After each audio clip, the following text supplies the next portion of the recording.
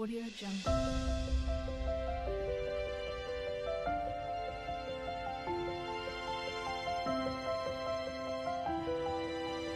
Audio Jungle. Hello everyone, welcome back to our channel. ఈరోజు special ఏంటో తెలుసా? Prawns curry చాలా టేస్టీగా ఎలా ప్రిపేర్ చేయాలనేది ఈ వీడియోలో చూపిస్తాను. ఎక్కడ స్కిప్ చేయొద్దు. Let's start. ఫస్ట్ అయితే చూడండి, నేను కిలో వరకు రొయ్యలను అయితే తీసుకున్నాను. వీటిని బాగా శుభ్రం చేసుకొని 1-2 సార్లు కడిగినాక మళ్ళీ పసుపు ఉప్పు వేసి ఇంకొకసారి బాగా కడిగి అప్పుడు ఇందులో 1 టేబుల్ స్పూన్ సాల్ట్, అలానే 2 టేబుల్ స్పూన్స్ కారం వేసి బాగా కలిపి ఒక హాఫ్ అన్ అవర్ పక్కన పట్టేస్తే కనుక మనం కుక్ చేసేటప్పుడు వీటికి ఉప్పు కారం అనేది సరిగా పడుతుంది. టేస్ట్ కూడా చాలా బాగుంటుంది. స్టవ్ మీద కడాయి పెట్టుకొని అందులో 2 టేబుల్ స్పూన్స్ ఆయిల్ వేసుకోండి. వేసుకున్నాక 1 టేబుల్ స్పూన్ జీలకర్ర వేసి కొంచెం ఫ్రై చేసుకోండి. ఇప్పుడైతే పెద్ద సైజులో ఉండే ఆనియన్స్ నేను 3 తీసుకున్నానండి. ఇలా పెద్ద ముక్కలుగా కట్ చేసి వేసుకొని కొంచెం ఫ్రై చేసుకోవాలి.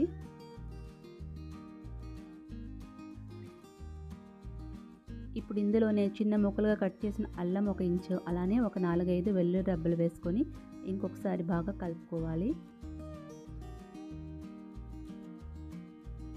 ఇప్పుడు ఒక 3 పచ్చిమిర్చి వేస్తున్నాను. ఆల్రెడీ మనం రొయ్యల్లో కారం కలుపుకున్నాం కాబట్టి 3 అయితే సరిపోతాయండి. కొంచెంగా మనకి రొయ్యల కర్రీ ఉండేటప్పుడు స్పైసీగా ఉంటేనే టేస్ట్ చాలా బాగుంటుంది. నెక్స్ట్ ఇందులో ఒక పెద్ద సైజు టమాటా 1 వేసుకొని బాగా ఫ్రై చేసుకోవాలి. ఈ ఆనియన్స్, టమాటా ఇవన్నీ మనకి బాగా ఫ్రై అవ్వాలి. అప్పుడే కర్రీ టేస్ట్ అనేది చాలా బాగుంటుంది. ఇందులో 1 టేబుల్ స్పూన్ సాల్ట్ వేసుకొని ఫ్రై చేసుకుంటే తొందరగా ఫ్రై అయిపోతుంది. చూడండి, ఇలా మనకి అన్నీ ఈ విధంగా ఉడికి ఫ్రై అయితే సరిపోతాయి. వీటిని అయితే కంప్లీట్గా చల్లార్చుకోవాలి. చల్లార్చుకున్న తర్వాత మిక్సర్ జార్లో ట్రాన్స్ఫర్ చేసుకొని 2 టేబుల్ స్పూన్స్ వాటర్ వేసుకొని స్మూత్గా గ్రైండ్ చేసుకోవాలి. అదే కడాయిలో ఒక 3 టేబుల్ స్పూన్స్ ఆయిల్ వేసుకొని ఈ పేస్ట్ అనేది అందులో వేసుకోవాలి. ఇందులోనే 1 table spoon salt, 1 table spoon కారం, 1 టేబుల్ స్పూన్ జీరా పౌడర్, అలానే 1 టేబుల్ స్పూన్ ధనియా పౌడర్ వేసేసుకొని ఆయిల్ సపరేట్ అయినంత వరకు బాగా ఫ్రై చేసుకోవాలి. ఈ గ్రేవీ అనేది మాడిపోకుండా మీడియం ఫ్లేమ్ పెట్టి ఇలా కలుపుతూ మనం ఫ్రై చేసుకోవాలి.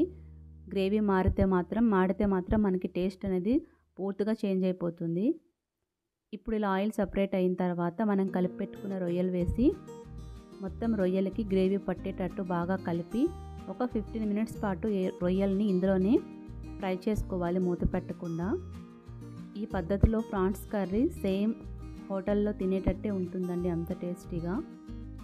ఇందులో కొద్దిగా వాటర్ రిలీజ్ అవుతుంది కదా, దాంతోనే మనకి చక్కగా ఇవి కుక్ అవుతాయి. ఇలా గ్రేవీ అంతా దగ్గరికి అయిన తర్వాత ఇందులో ఒక 200 ml అంత వాటర్ వేసుకొని ఇంకొకసారి బాగా కలుపుకోవాలి.